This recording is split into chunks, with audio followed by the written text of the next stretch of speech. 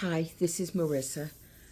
I just wanted to share a couple of things with you. Actually, one idea today. A couple of weeks ago, I was away on retreat with my family. We've been going to a same retreat place in Pennsylvania for over 40 years. And for the last several years, we have had two speakers. One is named Pastor Steve Edlin, who pastors at Faith Church in Rochester. The other is Lynn Lucas, who pastors Fountainhead Congregation on Long Island. Now, we've heard a lot from them over the last long time. And this year I decided that I was just going to keep some notes about what really struck me. And I'm probably going to talk about just one idea that struck me that they spoke about. And then I might do some more videos on other concepts that were powerful for me.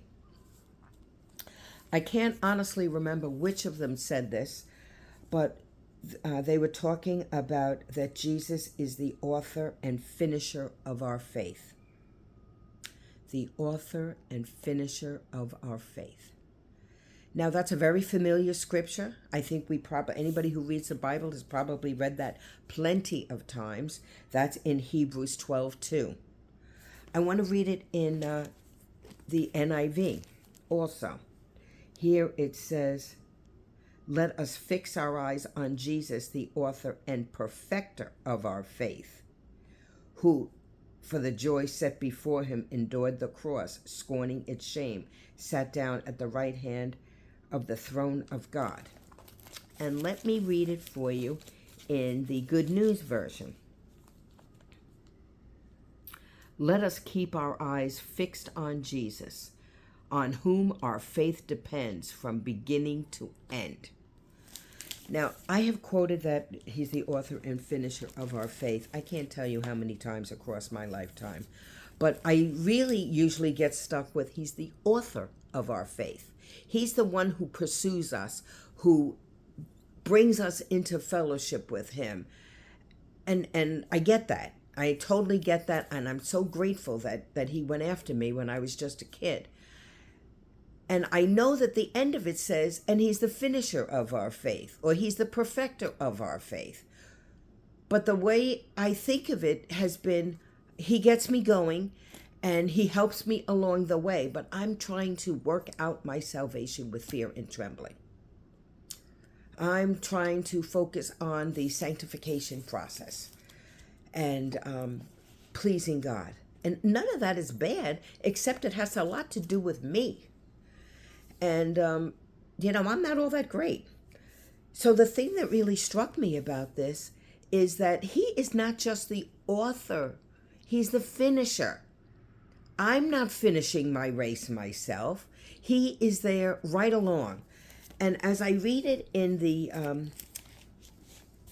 Good News, which is the Bible that I started out with when I was a kid, when I first got saved at 16, but it says, "Let us keep our eyes fixed on Jesus, to whom our faith depends from beginning to end."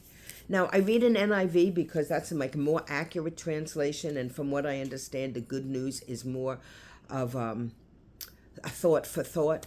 But the way it says it here, that we have to depend on him from beginning to end. And when they were talking about it on retreat, the concept that Jesus is going to finish my walk with me, he's going to finish the journey with me, was really pretty powerful. It's not like all on me. He started the process. He's been with me in the process, and he is going to finish the process. The person who spoke talked about it like as a closer in a game. If a team is not doing well, they put in a certain couple of people who are really good at pulling it out of a hole, and they're called closers. And that's what Jesus is for us. He is the closer on our walk. And to be honest, I never really thought of it like that. I thought he gets me on the path and he runs along with me, but somehow I missed it, that he is also the one who's going to finish the race with me. He's going to make sure I finish my race. He's not just saying, "Gee, I hope you do good. I hope you get there." No. He's going to be the closer of my walk at the very end. And I just thought that was such a powerful concept, that just sort of blew me away, because I've been a believer a really long time.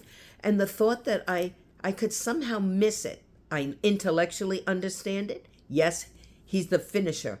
But it didn't live for me until whoever it was that spoke it on retreat. It was just like, oh my gosh, when they, and I'm not even a sports person, but when they equated it with a finisher in a game, I get that concept. So, like, he's going to be the one who gets me over to the end, gets me over to heaven. It's not going to be because, yes, I do good works, blah, blah, blah.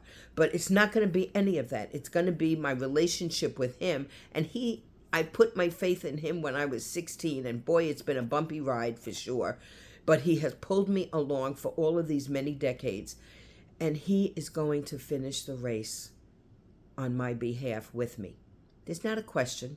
It's not like, gee, I hope you do okay. No, he's going to close the deal at the very end, just like he started the deal in the very beginning.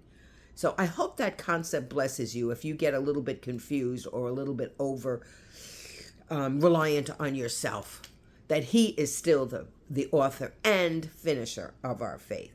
He is going to perfect our faith in the end. We are going to be able to stand at judgment, and he's going to say, this person is mine, and they finished well. I was with them. They finished well. So if that blesses you, I hope it does. God bless you today. And I'm going to be talking about a few other things in the next, I don't know, week or two about what I got from that. But he is the author and the finisher. God bless you.